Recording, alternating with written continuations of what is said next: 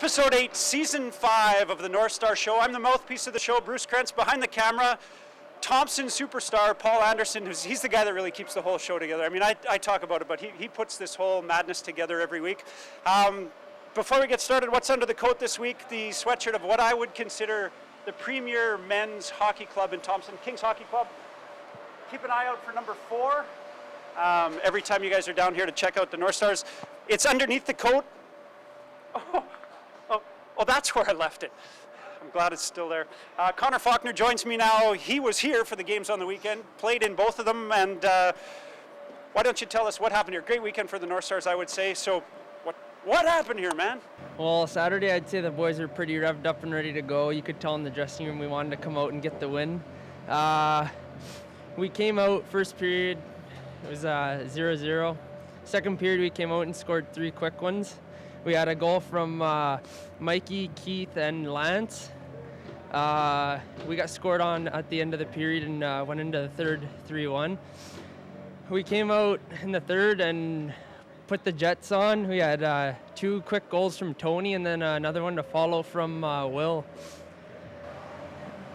That ended in a 6-1 victory for us. But and 32 saves for you. Excellent outing. Yeah. Sunday, we came out again. We came up 3-0. Then we weren't so lucky in the end of the second. We got 3 quick ones against us and went into the third tied at 3. The third period was again a lapse by our team. Had another goal from Galarno and Keith, and we ended up getting down 6-5 on Sunday. A huge push at the end of the game on Sunday. There was a couple really good chances, and so it didn't really feel to me at all like the team quit, but that little lapse in the middle really was just pretty hard to bounce back from. Yeah, we had a good effort at the end of the game, try to get the 6th goal there to tie it up, but a post and one just across the crossbar was not going our way. Close chances, but obviously this time it wasn't meant to be. Thanks for letting us know what just happened here. Also joining us on the show are Kevin Stadnek. We're going to do a minor hockey moment with him. We've got Mikey Markus doing 1 minute and a talk with Coach Doug Korman. Right after this, it's the Northstars Show. Here we go.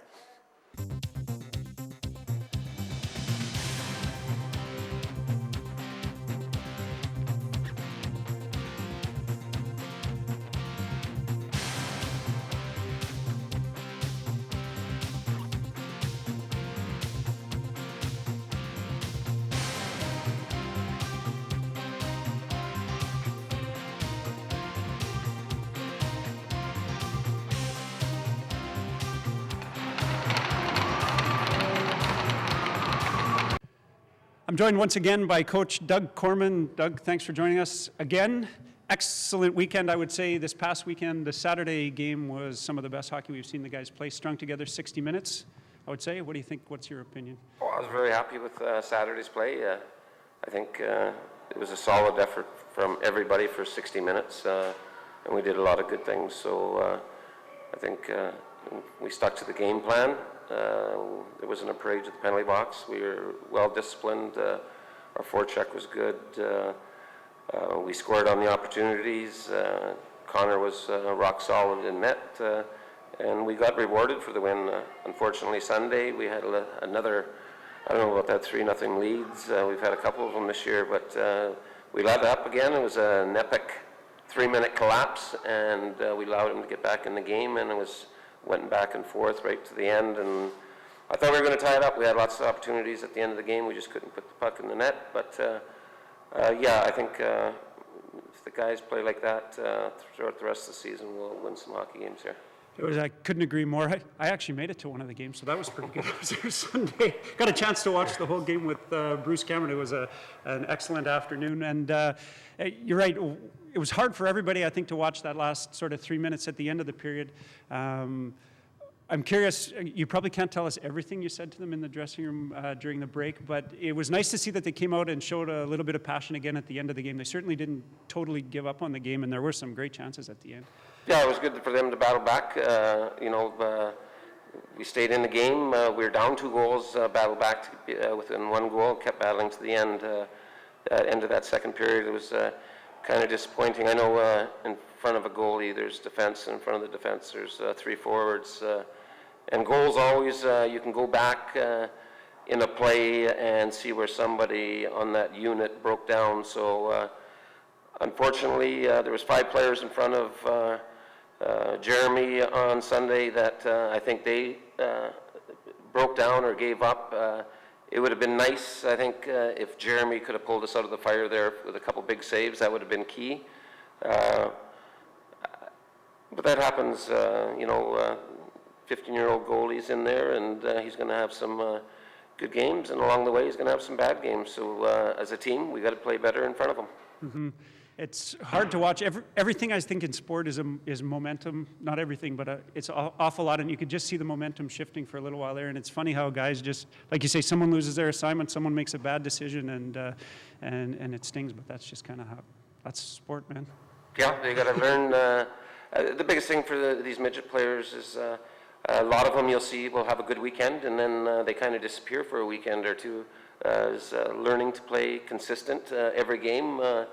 110%, mistake-free, and that's a big learning for these guys. They could be worried about their schoolwork. I doubt it, but might have something. Could happen. The girls in the stands. The girls in the stands. Something could be bothering them, but for 15, 16, 17-year-old, part of their maturing as a hockey player is learning how to play consistent, and that's what we have to do. We managed to keep the penalty minutes way down this weekend, I think, compared to a lot of the weekends. And one guy that did that particularly well was Mikey Markus, who ended up with the AAA Player of the Week this week. And I thought he had an outstanding weekend this weekend. It was nice to see him kind of turn things around and do, I think, what you expected, scoring some goals and kind of leading the team. Absolutely. Mikey, right from the beginning of the year, we were leaning on Mikey to be lead our offense on their team. And this past weekend, he was rewarded with his hard work, picking up 3 goals, 3 assists. He was Player of the Week in the league. Stayed out of the penalty box. I think he got 2 minutes. I think that was it. But when Mikey wants to play the game, he can play with anybody in the league. If he wants to make wrong decisions, that's where he's going to hurt himself, and it hurts our team. So it was good to see Mikey turn things around, and he did have a very good weekend. Good weekend. And a couple of the other guys, Apatagan and Nakbar too, it seemed like they were starting to shine through this weekend, putting some nice points on the board and scoring some nice goals. So it was good for them as well. Yeah, there's a few players. We juggled our lines around this weekend. Tony Apatagan, Justin Nakbar, an unsung hero to me out there is Lance Laycock. Of any of our players, he's probably the most consistent. He lurks in the shadows. He doesn't get too much limelight or whatever, but he works hard, and I thought he had a great weekend. Mikey Venn on defense, I believe he was a +5, and that's huge when you can... Been a while since anyone was +5. Yeah, maybe. no kidding. But that was good, and again, Connor, his stats, he's dropped his goals against. It's down below 6, and save percentage is shooting up into the high 800s, so he's heading in the right direction. And as a team, some good stuff. We've allowed fewer shots. We're heading in the right direction. We're getting more shots. We're getting less penalty minutes. So even our penalty kill percentage is going up, and our power play is going up. So there's some positives that are happening right now. Things are happening. Nice to see Lance rewarded with a letter, and Connor came in, and it felt a little bit like he righted the ship. I shouldn't say righted the ship, but gave a little bit of stability to the guys in the third period on Sunday afternoon. So it's nice that you have him that you can rely on. Moving forward, we've got Kenora coming to town this weekend. Your games down in Kenora were interesting, to say the least. I think it's going to be a great weekend here. Hope to get some big crowds out to help support our guys and put a couple more wins on the board. What can you say looking forward to this weekend? Well, having Kenora's, it's always lots of fun playing down in Kenora and having Kenora here. We go back a long ways. Doug Novak coaches Kenora. He's a pretty emotional guy, and like most coaches... Unlike yourself? I was going to say, like most coaches, pretty emotional, and we have... I don't know if you want to say it's a friendly rivalry, but a rivalry nonetheless. It is, and we like to. I think if coaches have emotion, your players will play with some emotion. So I think it's a lot of fun. I know a lot of people are out there waiting to see what's going to happen this weekend. I'll say Kenora's got some big boys. With Ethan Muskwagon, we've added some size, and he's been skating better each game he's played. Could be interesting. Could be when two worlds collide. They got a couple big boys, and so do we. So I'd like to see who ends up on top. It should be entertaining. It's going to be great, and it's kind of interesting that we're probably the two furthest apart cities or communities in the whole AAA league, but probably the strongest rivalry for our team, and probably one of the strongest rivalries in the league. I mean, it's a big one. We look forward to going down, and I'm sure they look forward to coming up every year. So we're really looking forward to this weekend. We encourage lots of people to come out, cheer on the guys, and watch two worlds collide. There you go. Should be good. Thanks for joining us, Doug. Thanks, Bruce. You're watching the Northstars Show on Shaw TV. This is a minor hockey moment, a chance for us to talk to players, coaches, all different aspects of people involved with minor hockey. This time around, there's an old expression that goes, when you need something done, ask the busiest person you know. And I think that feels like it's a bit of a case with you in minor hockey this year. Joining me is Kevin Stadnek, who's coaching a couple different teams this year. So, Kevin, who are you involved with? This year I'm involved with the Pee Wee AA King Miners and also with the Kings novice team.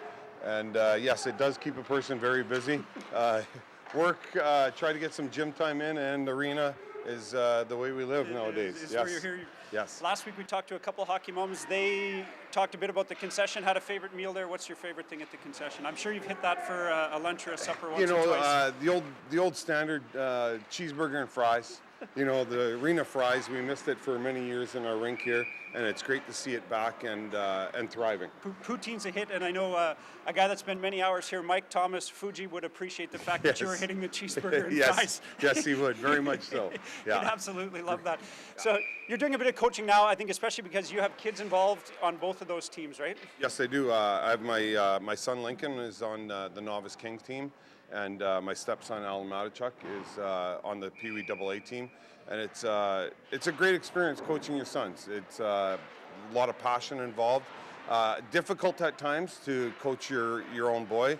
I try not to coach any child different, and that's tough for them and tough for dad at the same time. But great fun, and love every minute of it. Absolutely. And you did some coaching before you had kids involved. Do you find that your coaching style overall has changed a little bit now that you have a kid involved, even though you coach all the kids the same, but is your view a little bit different, do you think? Yeah, I think I got away from coaching for some years. Back in my younger days when I come back from junior hockey, got involved with coaching Bantam kids, your brother, one of them, and moved from Bantam into some AAA stuff with the Northstars, helping out Terry Grindle with the Northstars. And so now I would have to say that a little bit older, a little bit of a wider view on it, a little more patience, I think, with the children, and I think a better view of, like I say, a better view of how to get to the kids. I'm a supervisor for valet, and I think that training has paid off in my coaching of being able to step back, view things, and get them engaged a little bit better. Maybe finding different ways to engage them. I think when you're younger, you feel like there's only maybe one way or two ways to get through to them. Right. Now you probably have 5 or 6 different strategies, different things for different kids. Sometimes it takes a size 12 in the backside, and sometimes it takes a rub on the shoulder, and or a combination of both. Yep. But it's great fun. Yeah, it's exactly the same thing for me. Yes. No, that's wonderful, and it's excellent to see that you've been able to give back to minor hockey for a lot of ways where you were involved for a long time. I know you were one of the second North Star team probably back in 86, 87? Yep, that was back in the there was one year before us where they played in the exhibition and stuff, but our year with Rob Murray and Keith Hansen in the group, we had a lot of fun. I remember still the losing game in the series was 3-2 in the barn here, right, and remember it like it was yesterday, and it was a great year and a lot of fun. And it's great to see that it's thrived in Thompson for this many years, and the kids love it every time out. It's so. great for them to look up to. I'll circle back to that in a second. Just interesting to see you had a number of guys off your team that went on to play other sort of bigger, better hockey. You played a little bit of junior hockey after that, and there were a number of guys from the team actually that moved on. Off our AAA year that year, I think there was 13 of us that played junior, and others went off to school and other things, which is great to see as well. But yes, we had a very good year group that year. That Kelly Edwards, Greg Long won the MJHL. Yeah. 3 years after, and I played in Selkirk for 3 years, and it was fantastic and learned a lot. And tried to carry that through to coaching and experience, and now even pass it on to the Pee Wee kids. The Pee Wee kids ask a lot of questions about junior and what it was like, and we try to inspire them to push forward to that type of thing as well. Yeah, it's great to be able to bring that experience back, and I know Greg Long's working with one of the teams as well. Yes, Greg Long helps out. Greg Long helps out with our novice team and is doing extremely well. He's great with the kids and can teach skating like. If every kid could skate like him, we would win every game. Exactly. Yes. Very, very powerful skater. Yeah. No, it's excellent, and you're right. It's nice that the Northstars got kicked off that way. That they're still going, and something for the kids to look up to you guys and the players now. And it's interesting. I was just talking to someone the other day, and I'm wondering if you have any thoughts on this. But we've had a couple of sort of chippy Northstar teams the last couple of years, and now we're starting to see the Adams and the Pee Wees. I think you guys saw it a little bit this weekend, even that sometimes they're a little bit chippy. And I often wonder, is that because they come to the games and they watch and that's what they see? I think they do try to emulate them to an extent. Yes, we had this weekend. We had some, a big learning curve for some of the Pee Wee kids. That I think the first 2 games we took 19 penalties, and it was. But it curved over the weekend. It did trim down. They started to understand when they can be aggressive, when they can't. But I believe that sometimes they watch and learn from the older boys, and but they have to learn how to be aggressive but contain it at the same time and not spend time in the box where we are here now. Yes. At the right time. So we mentioned it. Your Pee Wee team was in the Paw this weekend. Maybe didn't quite get the result you would have liked, but it's just the start of the season. So what else do we have to look forward to with those Pee Wees this year? Yeah, it was. We had a good weekend. It was a tough weekend schedule-wise. We had 3 long games on Saturday. So it was pretty much lived on the ice. Right, it the was whole back day. to back to back, type of games. And but the kids did extremely well. We were proud of them. Big learning curve for them this year is learning Pee Wee hockey. Some of them coming out of Adam. Mm-hmm. Almost half the team is first years, so they're learning systems, learning how to contain that play, Think a little control quicker it right. probably for Think them. a little quicker, exactly.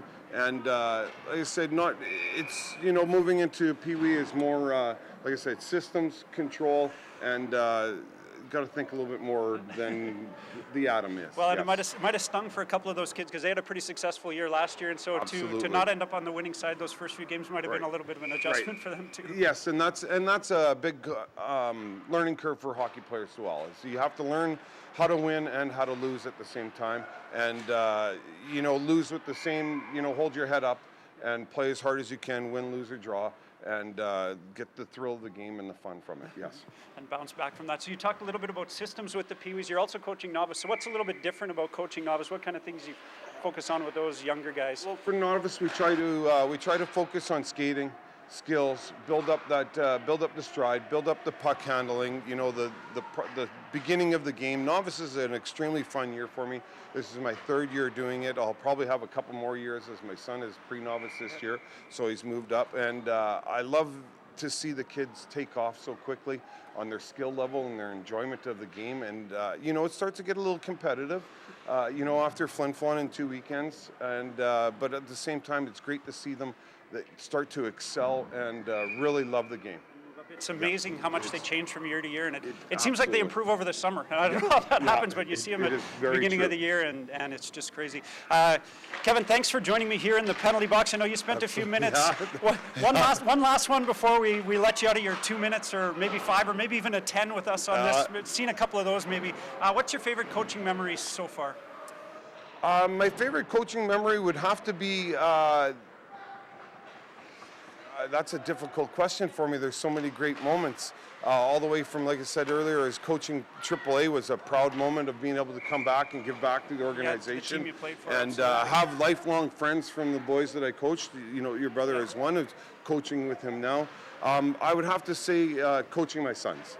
you know, and seeing the pure joy of them doing the same things we did, you know, sitting on bus trips and the joy of and hanging out with their buds, reminiscing and time, seeing that they do a lot of the same things we did back at that age group. You know, different iPads and stuff, you know, we didn't have back in the day. Electronic quarterbacks, what you had. Yes, exactly. On a good yes, day. on a good day. No. But I would have to say coaching my sons and seeing them get the same joy and thrill out of playing and being King Miners as we did. Yeah. Yes. Wonderful. Awesome. Thanks for that. Thanks for joining me. We'll let you out of the sin bin now. That's Kevin Stadnek on a Minor Hockey Moment. Thank you.